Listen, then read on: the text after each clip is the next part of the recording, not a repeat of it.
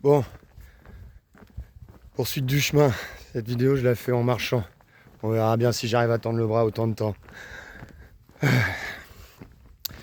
La dernière fois qu'on s'est quitté, c'était à Gradignan. À Gradignan, il y a 2 semaines de ça maintenant. Alors, qu'est-ce qui s'est passé en 2 semaines? Plein de choses. Départ de Gradignan jusqu'à Dax, déjà. Gradignan-Dax. Qu'est-ce qui s'est passé? C'est passé les Landes. Les Landes. Cette grande étendue de sable avec des pins qui poussent dedans. Avec ces très très grandes routes tout droites. C'est tout droit, tout le temps. Et ça a été une épreuve pour certains. Ça a été un vrai moment de plaisir parfois. C'était le chemin des Landes. Je sais pas trop comment le décrire. Comment ça s'est passé à Gradignan le premier jour où j'ai fait ma première halte. J'ai rencontré 2 gars. Jacques, 62 ans. Lui est parti de la Pointe du Raz, en Bretagne. Et ça faisait 2 mois qu'il marchait déjà quand on s'est rencontrés. Nouveau retraité, divorcé, donc un petit peu seul. Donc il a pris la décision de faire le chemin.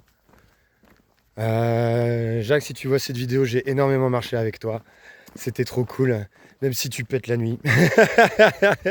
Clairement. Ça a été génial. C'est grâce à cette rencontre-là, j'ai pu commencer à me dire que le chemin sera agréable quoi qu'il arrive. Et ça c'est hyper important. Donc merci pour ça. Le deuxième jour aussi, j'ai rencontré Geoffroy qui a marché 4 jours avec nous. Geoffroy qui était responsable d'une équipe de commercial, qui a pété les plombs et qui a décidé de partir tout seul. Sauf que manque de bol, il n'était pas tout seul, il était avec Jacques et moi. Et pareil, très très belle rencontre. Ah putain, mais attends, si je cite tout le monde. Juliette et Arthur, un petit couple de vannes qui font le chemin une petite partie tous les ans. Avec qui on a fait cette très très longue ligne droite sous 37 degrés, une ligne droite de 12 km. 12 km. Faut imaginer, hein. Tu regardes la route et tu vois pas le bout, alors que c'est tout droit. Ça a été long, mais on l'a fait ensemble. En chantant, en se racontant des conneries. À la fin de la journée, tout le monde tirait la gueule, mais c'est absolument normal. Il y avait qui encore? Marie-Éléonore.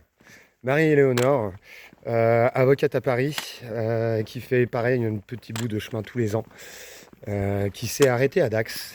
Merci Marie pour tous ces échanges. Donc voilà, en fait, on a été une belle petite troupée au fur et à mesure. Des gens viennent, des gens partent. Ah oui, puis Mathias, le cas de Mathias. Il est chez les Compagnons. Il fait son tour de France et il s'est aperçu que le chemin passait en bas de chez lui. Donc il a 3 semaines de vacances. Allez, je vais aller marcher. Jeune, 23 ans. Et du coup, assez sportif. Il est très confiant en lui. Il a beaucoup de confiance en soi. C'est excellent. Mais trop. Peut-être un peu trop. Il s'est rompu le tendon d'Achille. Quand il a fait ça, il a fait pendant 3 jours, il a parcouru 40 km. Une étape sur le chemin, c'est entre 20 et 30 bornes. Entre 20 et 30 bornes, c'est ce qui est recommandé. Lui, il a rien à foutre, je vais tout droit. Donc on s'est quitté au bout de 2 jours. Et 2 jours plus tard, on l'a retrouvé dans un gîte. Il nous disait, je peux plus marcher. Voilà, donc la gestion de son propre corps, maintenant il connaît ses limites. Donc il a dû s'arrêter malheureusement. Donc courage à toi Mathias. C'était cool aussi de marcher avec toi. Les Landes, les rencontres, les soirées au gîte, les gîtes, est-ce qu'on en parle? Est-ce qu'on en parle des gîtes? Les gîtes pour les pèlerins, tu présentes ta crédentiale, tu fais tamponner. Et il faut savoir qu'il y a allez, 3 gîtes sur 4 où il n'y a presque personne pour t'accueillir. Il y a une boîte à clés, tu appelles, bonjour, je suis pèlerin, c'est quoi le code pour la boîte à clés? Bah, le code c'est celui-là. Tu ouvres la clé, tu ouvres le gîte, il y a une boîte où tu mets les 10 balles, parce qu'un gîte c'est 10 balles, voilà. En tout cas sur ce chemin-là. Et tu t'enregistres sur le registre, tu tamponnes toi-même ta crédentiale et le gîte est à toi. En règle générale, il y a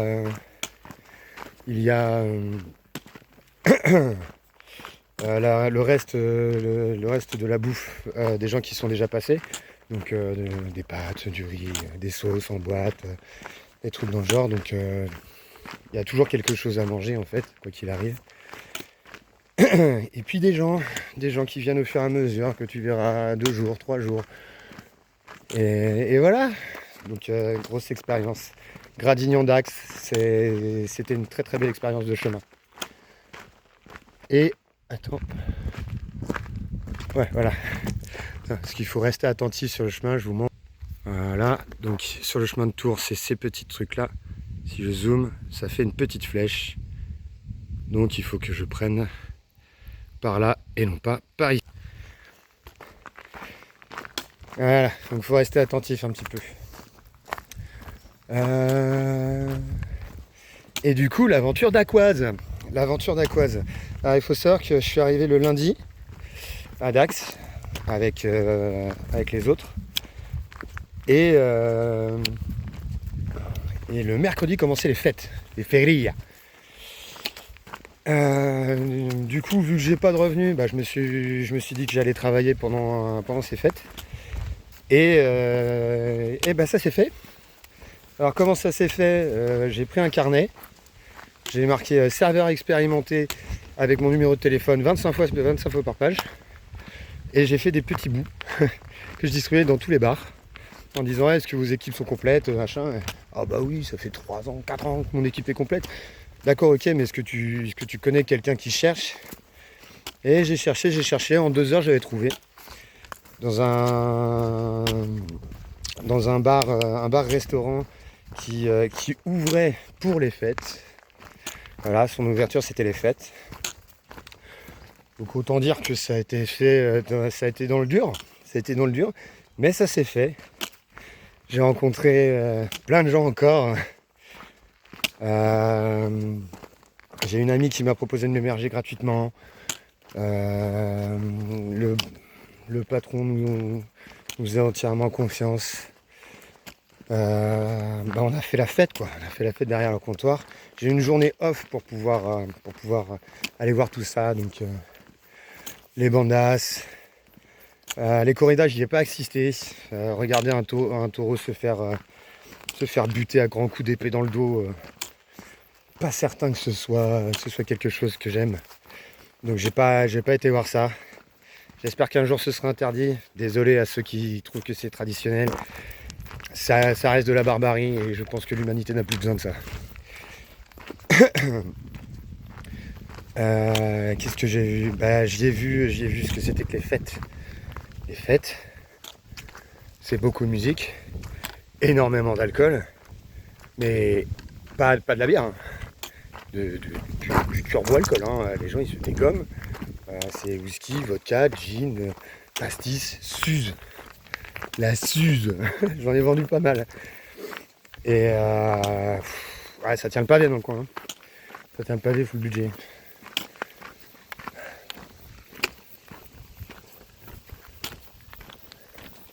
Il y a un pêcheur. Allez, on évite de le déranger pendant qu'il pêche. C'est un très bel endroit là. Très bel endroit, petit lac au sud de Dax. Du coup les férias, donc énormément de monde, énormément d'alcool, sans service de sécurité ou presque. C'est impressionnant en fait de voir un tel nombre de personnes en même temps alcoolisées sans barrière, sans rien. Putain, là qui fait pas mal de festivals. Je me dis mais comment ça peut exister quoi. C'était la 26e année si j'ai compris. Donc écoute, pourvu que ça dure, hein. Pourvu que ça dure. C'est un rythme hyper particulier quand même, hein. Bah, du coup pour y avoir travaillé, on terminait à 4h du matin, le temps de rentrer 4h30, le temps de faire d'échanger quelques mots 5h. Réveillé à 11h30 midi. T'as 2 heures pour te remettre. Et on y retourne. Donc un super bon rythme. Et puis de toute façon je mettrai quelques vidéos de ce qui s'est passé au bar. C'était merveilleux.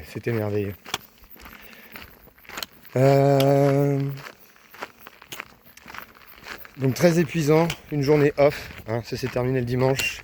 Je me suis reposé hier. Aujourd'hui on est mardi. Et puis bah, c'est reparti. C'est reparti sur le chemin. Ça fait un peu bizarre parce que du coup j'ai à faire cette pause là de 7 jours. Je suis quand même resté 7 jours sur place. Bah là du coup je me retrouve tout seul. À marcher. C'est chiant parce que je n'en ai pas l'habitude. Mais en même temps ça va être bénéfique parce que comme ça va me permettre de me retrouver moi. C'est vrai que je suis très entouré jusqu'à maintenant. Et donc merci pour ces rencontres. Mais une journée ou deux tout seul, ça va permettre de se remettre dans l'état d'esprit du chemin, je pense. Même si le chemin nous quitte jamais vraiment. Et puis voilà, donc vidéo assez courte, assez concise. J'espère que j'ai pas fait trop d'hésitation cette fois-ci. C'est bizarre, hein, 11 minutes 50 pour résumer 2 semaines. Alors que je prends 20 minutes pour expliquer une seule journée. Mais bon, c'est pas grave. Je vous fais des gros bisous. La suite maintenant, ça va être... donc là ce soir je dors à Peyrehorade si j'ai le courage d'y aller. De toute façon j'ai pas de bouffe donc il va falloir y aller. Et maintenant, la prochaine vidéo j'espère la faire à Saint-Jean-Pied-de-Port, cette fameuse ville où tous les chemins convergent. On va bien voir ce que ça donne. Fini les Landes. On va commencer à rentrer dans le Pays Basque, je crois. Ou au moins... Allez, direction les Pyrénées. Les montagnes. J'ai jamais foutu les pieds, je sais que c'est magnifique. Donc je vous fais des gros bisous. Et puis... et Ultreya.